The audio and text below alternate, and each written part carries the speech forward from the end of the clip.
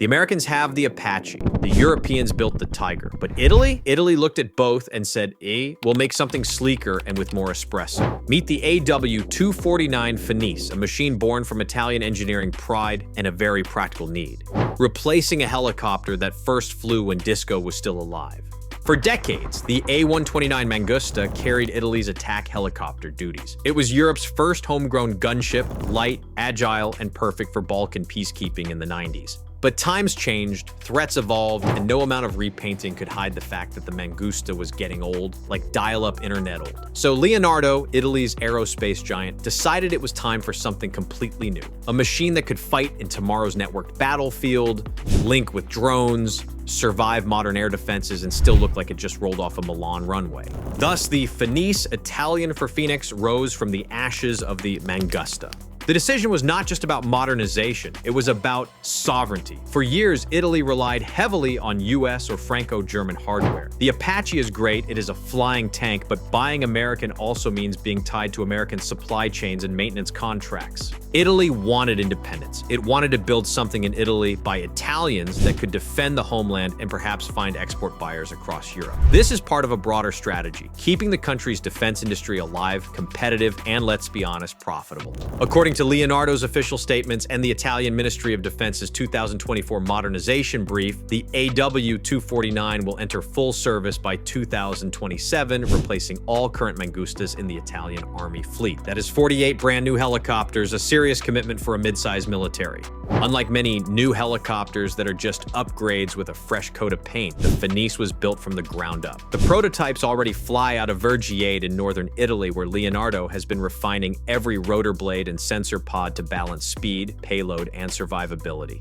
It is about 8.3 tons at maximum takeoff, has a 430 nautical mile range, a 155 knot top speed, and can climb up to 20,000 feet. That is not Apache heavy, but it is more than enough for European battlefields, such as the Balkans, the Alps, or North Africa deployments. Inside, everything is digital and modular. Pilots use a glass cockpit with helmet-mounted displays, data links, and open architecture software that can be updated like a smartphone, hopefully without the forced ads. Because future wars are fought by teams of manned and unmanned systems, the Fenice can coordinate directly with UAVs, scout ahead, and share targeting data in real time. Essentially, the helicopter is not just another platform, it is a node in Italy's digital kill web. Of course, it is not just about software. Underneath that aerodynamic body sits a 20mm chin-mounted gun that can pivot faster than you can say ciao. It carries a mix of guided rockets, unguided rockets, and air-to-air infrared missiles, likely variants of the Spike ER2 or Italian-compatible equivalents. All of this is integrated through a fire control system that lets pilots select and fire weapons faster than ever before. If the Apache is a heavyweight boxer, the Fenice is a middleweight kickboxer, lighter, faster, and with better situational awareness. It is designed for quick strikes, fast redeployment, and long missions without a massive logistics footprint. It also includes built-in electronic warfare suites to jam enemy radars or mislead incoming missiles, because nothing says Italian flair quite like blinding your opponent with digital style. Now, to be clear, the AW249 Fenice is not trying to be the Apache. It is not an imitation, it is a reinterpretation. The AH-64 Apache was born for the Cold War to punch through Soviet tank columns in open plains, take hits, and keep flying. It is a tank in the sky, perfect for deserts, flatlands, and the massive industrial wars the United States trained for.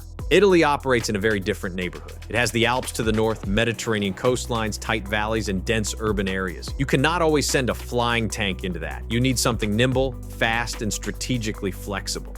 The Fenice fills that exact niche, lighter, more agile, and built for missions where the Apache would be overkill or logistically painful. Think counterinsurgency in North Africa, peacekeeping in the Balkans, or rapid response defense in the Italian peninsula. That is why calling it Italy's Apache misses the point. The Fenice is not a copy. It is a smart European answer to a different kind of warfare.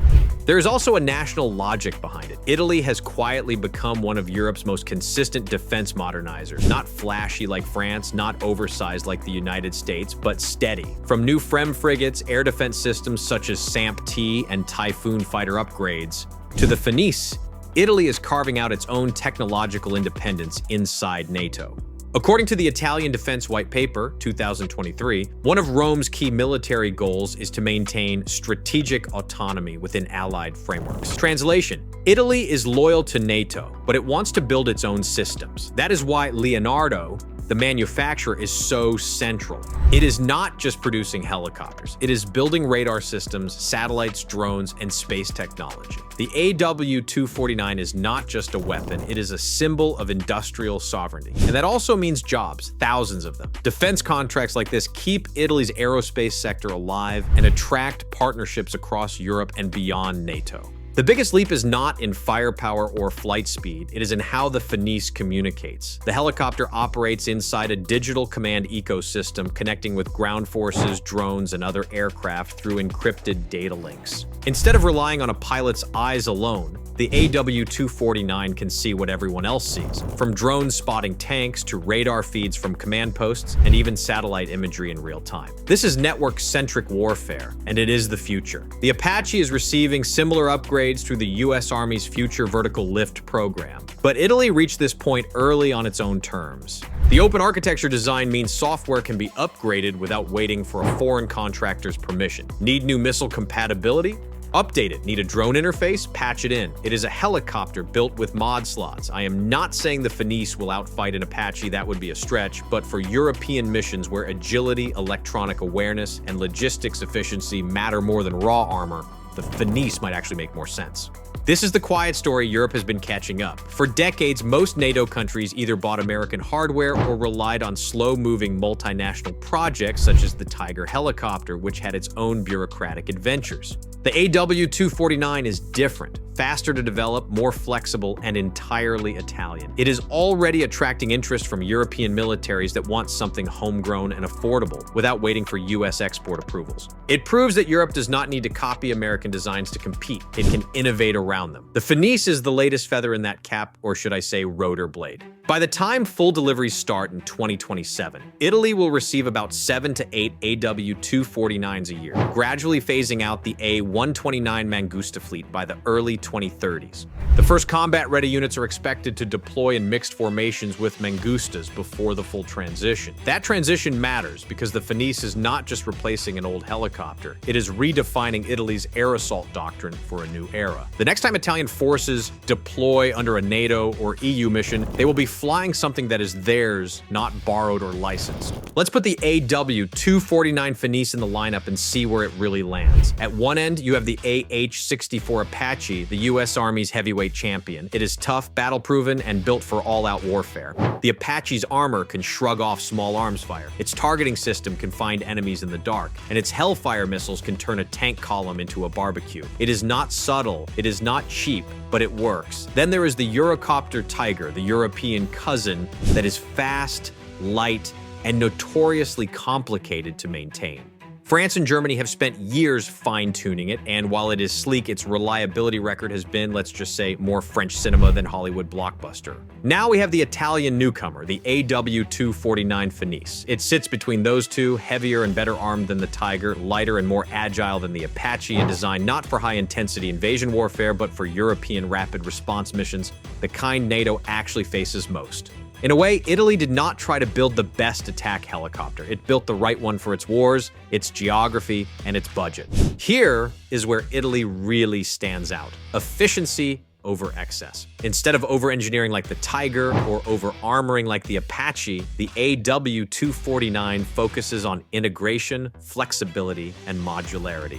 You do not need 15,000 maintenance hours per aircraft per year. You need a helicopter that can plug into NATO systems, operate in the Alps, deploy to Africa, and return home without needing a US logistics convoy behind it. That is Italy's philosophy: design lean, fight smart, and make it look good while doing it. That last part is not just humor. Italian engineering genuinely emphasizes aerodynamic efficiency and design harmony. It is not about looking stylish, it is about performance. The fact that it does look stylish is simply a national reflex. According to Leonardo and open-source defense data from Flight Global and Janes in 2024, the Fenice includes several innovations that could make it one of Europe's most advanced rotary platforms. Open systems architecture, so future upgrades do not require rebuilding the whole aircraft. Digital battlefield management for real-time data sharing across ground, air, and drone units. A reduced infrared signature that makes it harder to spot and lock with modern man-pads. And improved survivability with reinforced armor, self-sealing fuel tanks, and advanced countermeasures.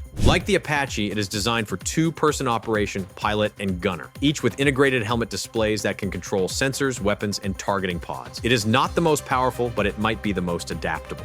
Here is a useful way to think about it. If the Apache is the brawler, the Fenice is the duelist. The Apache dominates wide-open, high-threat battlefields. It is meant to destroy armored divisions, support tank pushes, and hunt air defenses. The Fenice is more about versatility, fast attacks, hit-and-run missions, and coordinated operations with drones and infantry. It is built for NATO's post-Ukraine reality, where wars are hybrid, contested, and full of small unit engagements instead of Cold War-style front lines. Italy also knows that future conflicts may be closer to home, in the Mediterranean, North Africa, or the Balkans, not halfway across the globe.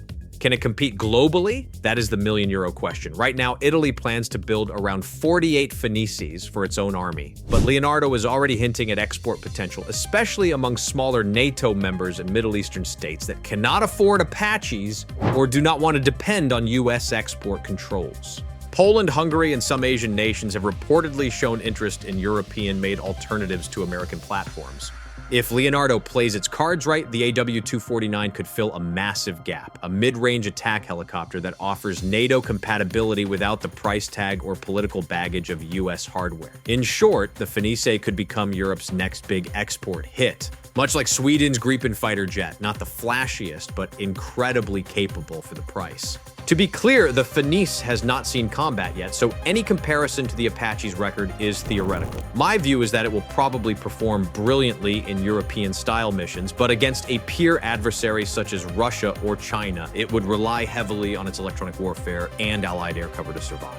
That is not a flaw, it is design intent. The AW249 was never built to single-handedly take on tank battalions. It was built to coordinate, to be the eyes, ears, and precision striker within a NATO task force. That is exactly what modern war demands. So here we are, the AW249 Fenice, Italy's reborn attack helicopter. This story is not just about one machine, it is about what it represents. For decades, Europe's military aviation scene was complicated. The United States sold Apaches and Blackhawks everywhere. The French and Germans debated over the Tiger, and smaller NATO countries waited for good deals on second-hand gear. Now, something is shifting. Europe is starting to trust its own engineering again. The Fenice is part of that movement, a homegrown platform that proves the continent can innovate without needing Washington's permission slip.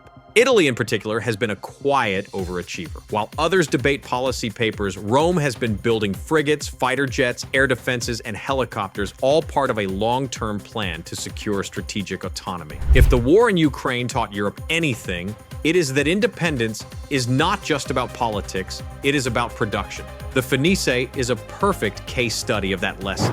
From a purely industrial point of view, the AW249 is a national investment engine. Leonardo's facilities in Vergiate and Turin employ thousands of engineers, technicians, and subcontractors. Each helicopter that rolls off the production line represents not only military capability, but economic self-reliance, a chance for Italy to export defense technology rather than import it. This is how countries quietly climb the ladder in global defense influence. You do not have to outgun everyone. You simply have to build things that others want to buy. Leonardo understands this. They have positioned the Fenice as a modular, upgradable platform that can be customized for export, whether that means lighter armor for desert use, new targeting pods, or integration with local missile systems. It is clever, it is scalable, and it is very Italian business strategy.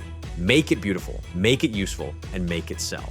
If you zoom out, the AW249 fits neatly into what NATO calls multi-domain operations. That is the future buzzword for how wars are fought. Air, land, sea, cyber, and space all talking to each other. In that world, a helicopter like the Fenice is not just a gunship. It is a flying sensor node, spotting, relaying, striking, and adapting.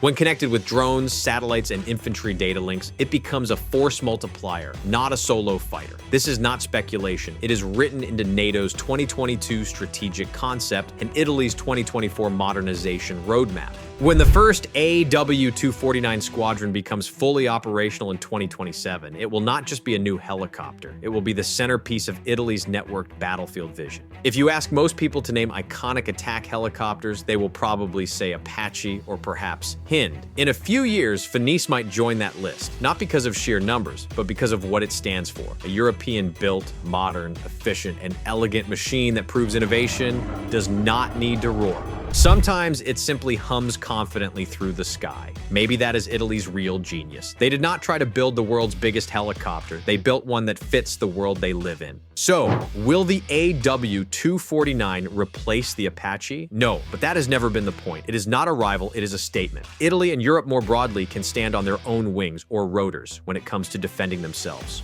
A country best known for Ferraris and fashion can also produce something that can hunt tanks, jam radars, and look terrifying while doing it. Perhaps that is the beauty of the Fenice. It is not just rising from the ashes of the old Mangusta. It is reminding the world that European engineering still has plenty of fight left in it. If you like this video and want to unlock more of world's military's technology and/or geopolitical tensions around the globe, hit like, subscribe, and click on that notification bell to be up to date with world news.